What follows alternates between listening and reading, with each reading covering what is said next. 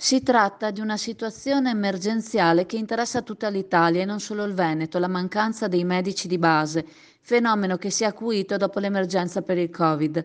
A livello nazionale la professione non sembra più essere appetibile. Per farla tornare tale si deve lavorare sul carico di lavoro, su aspetti incentivanti e sulla stessa qualità della vita dei professionisti, afferma l'assessore alla sanità regionale Lanzarin. In Veneto la situazione, seppur d'emergenza, non è drammatica come alcuni la stanno descrivendo. Attivi oggi sono 2.766 medici, previsti 462 pensionamenti entro il 2025 con 589 nuovi medici. L'ultimo corso di formazione specifica in medicina generale 2022-2025 sarà bandito entro dicembre, utilizzando anche i fondi provenienti dal PNRR che producono 66 borse da aggiungere alle 160 di finanziamento ordinario regionale per il primo anno. Altre verranno finanziate successivamente. La Regione Veneto ha deciso di utilizzare tutte le risorse messe a disposizione, compreso il contributo per le spese di organizzazione.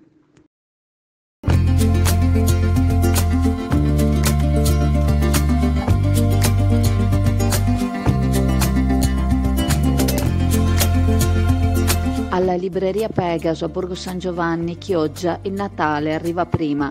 Per tutto il mese di novembre una super promozione su quasi tutti gli articoli presenti in negozio.